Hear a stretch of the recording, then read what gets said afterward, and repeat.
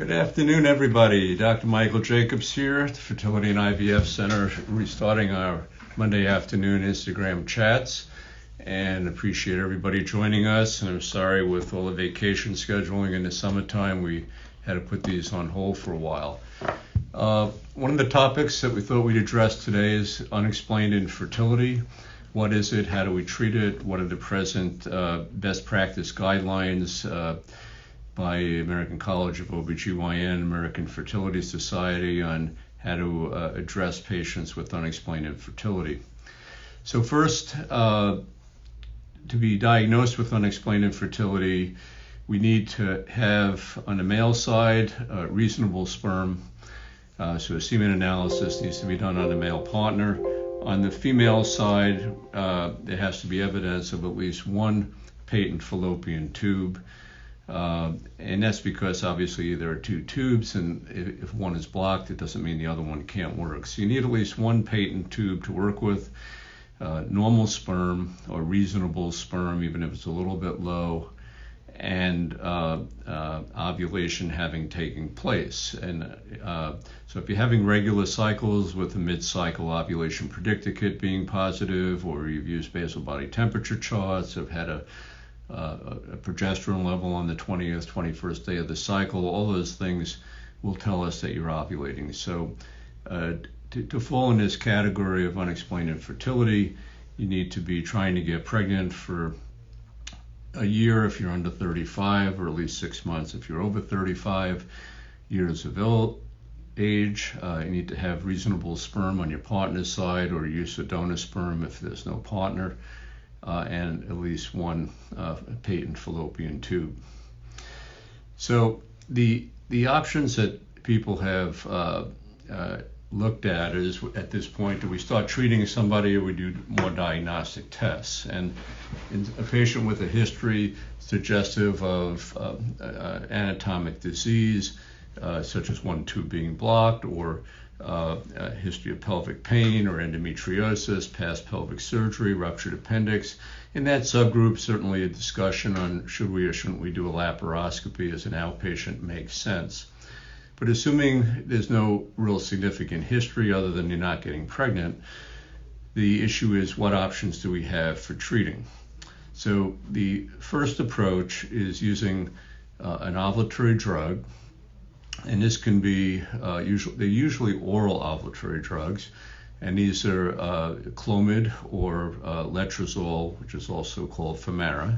And both do the same thing, is that they are oral medications that get you to ovulate in a more optimal manner. Most commonly in the middle of the cycle will trigger ovulation with HCG, and then time intrauterine insemination. And the interesting thing is that, historically, a lot of the times people would say, okay, you're not getting pregnant, try some Clomid or some letrozole and see what happens. But the evidence really suggests that if you're using ovulatory drugs alone without insemination, it really doesn't give you a whole lot better pregnancy rate than doing nothing at all. So the present recommendation is not to use Clomid alone and not to use letrozole alone, because it doesn't offer any significant improvement in outcome. So it's a combination of using one of these oral ovulatory drugs combined with intrauterine insemination, whether it be your partner's sperm or donor sperm, to try and optimize the timing of the egg and sperm getting together, optimize the quality of the egg in the middle of the cycle. And in our program, post-ovulation, we usually use some progesterone vaginal support just to eliminate the 15 or 20% of patients that may have what's called luteal phase abnormality and inadequate progesterone production. So the first approach is an ovulatory drug with inseminations together. It's best to be monitored. The way we do it is, at the very beginning of a cycle, we do an ultrasound to check that there are no cysts on the ovary, that everything looks fine. We then have you take either Clomid or letrozole for 5 days. The dosage depends on past response, body weight, and what expectations are. And we want to use the lowest dose possible that gives us a desired outcome to minimize any side effects such as hot flashes, moodiness, and producing too many eggs. Producing 2 or 3 is okay instead of 1, but we don't want you producing 5 or 6, which is unusual when we try and avoid the high order multiple birth risks. We have you use an ovulation kit, usually beginning day 12 of the cycle, and we will bring you back on day 13 of the cycle, unless you previously had an LH surge, to see how you're responding to the medication. And we're looking at the thickness of the lining, as well as the number and size of the follicles that are developing on the ovary, and it's in these little black lakes in the ovary where the eggs live. If things look good, lining is reasonable, follicle is an okay size, and we do blood work to check estrogen and progesterone, then we'll trigger off ovulation with a medication called HCG. And with that HCG, assuming you have not already had an LH surge, ovulation will usually occur between 36 and 50 hours after that injection. So we time the first insemination around 40 hours after the HCG is given. If you already have an ovulation predictive kit that's positive at the time that we see you on day 13, then we'll still give you HCG as a buffer, but we'll move the insemination up a day. We use only 1 insemination in a cycle with rare exception, and the reason for that is that most studies show that there's really no difference in outcome, meaning pregnancies, whether you do 1 or 2 inseminations in a cycle, if you time the single insemination as we just discussed.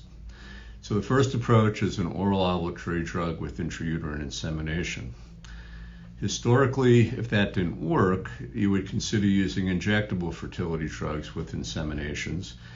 And even though a small number of people will get pregnant with that who didn't with the Clomid and IUI approach, it's not recommended to do that anymore. And the reason is because the risk of the injectable medications increases the multiple birth risks per cycle, increases the complications of pregnancy by being a multiple birth, and the outcome is really not felt to be any significantly better than using Clomid with insemination. So our basic approach is to use Clomid and inseminations. This is different than in a patient who doesn't ovulate. In a patient who doesn't ovulate, using Clomid or letrozole alone is a great first-line approach, and there might not be any need for insemination if the sperm is reasonable, because this patient doesn't ovulate properly and you corrected what didn't work. So if you use the Clomid, hopefully then you get a good outcome. But in unexplained infertility, it's really the combination of the two. So if somebody doesn't get pregnant after 3 cycles or 4 cycles at most of clomiphene timed insemination, then the next step would be to consider doing in vitro fertilization. And with in vitro fertilization, we use injectable fertility drugs to produce multiple eggs. We try and get 10 or 15 eggs rather than just 2 or 3. The eggs are extracted in the middle of the cycle, fertilized in the dish. The embryos are grown out and either transferred, or most of our patients elect to do pre-implantation genetic testing of the embryos to make sure that they're healthy and genetically competent before putting them back in, and then doing a frozen embryo transfer cycle. And success rates with IVF are much superior to just doing inseminations with clomiphene. For unexplained infertility, pregnancy rates with Clomid and timed inseminations vary from 8 to 10%, with multiple birth rates of about 8%. With IVF, with 1 normal genetically competent embryo being transferred, we should be in that 50 to 55% pregnancy rate. So it's fine to start with clomiphene and a timed insemination for 3 cycles. It doesn't matter if you use clomiphene or letrozole, Femera, same outcome, same results. If not successful, then IVF is the way to go.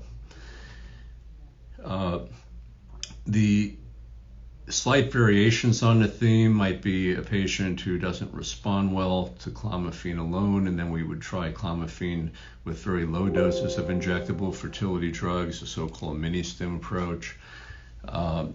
It does have an increased risk of multiple birth compared to clomiphene alone because you're getting more eggs to ovulate. And the real question in that subgroup of patients where they're more resistant and have what's called diminished ovarian reserve is whether starting with clomiphene alone is a good approach, or should one consider in this group of patients to go directly to IVF. And I think it's a conversation that I like to have with the patient before starting treatment, and usually we'll go through both approaches and go, look, we can try clomiphene with insemination for 3 or 4 months. If it doesn't work, we can then consider IVF. But particularly if someone is older, if they're 38, 39 years old, it may be more prudent, it may be more cost effective even, to go directly to IVF where you're going to get a much better outcome. The other advantages of IVF in a patient with diminished ovarian reserve is the potential of fertility preservation at the same time. And this depends on whether the couple desires 1 or 2 children in their future, basically. Obviously, if you have diminished ovarian reserve and we use Clomid and you get pregnant, you're now pregnant, pregnancy is 9 months, you give birth, you breastfeed, it's 6 months later, you're ready to try again. And if you had an ovary that was already on sort of the downhill slope to start with, 18 to 24 months later, when you're ready to go again, it's certainly not going to be any better. So in patients that certainly have diminished ovarian reserve and want more than 1 child, consideration for going directly to IVF is reasonable, makes sense, allows you to know how many normal embryos you have available, and depending on the outcome of the IVF cycle, the number of embryos that are genetically competent that you have available for transfer, you can make a decision going, hey, you know, I've only got 1 embryo, but I only want 1 kid, great. But if I only have 1 embryo and you want 2 or 3 kids, then it may pay to just leave that embryo frozen, go back and get another batch of eggs, and sort of stockpile some extra embryos so that if you get pregnant and have a baby 2 years from now when you're ready to go again, you already have the embryos in the freezer cryopreserved. So obviously these are very individualized circumstances, and you know, to just summarize things, definition of unexplained infertility is at least 1 open tube, ovulatory cycles in the presence of sperm. That is reasonable. Treatment is initially an oral ovulatory drug with intrauterine insemination for 3 cycles. We do not recommend doing ovulatory drugs without insemination or inseminations without ovulatory drugs because they don't work significantly better than doing nothing at all. And if not pregnant with step 1, then we recommend going to step 2, which is in vitro fertilization.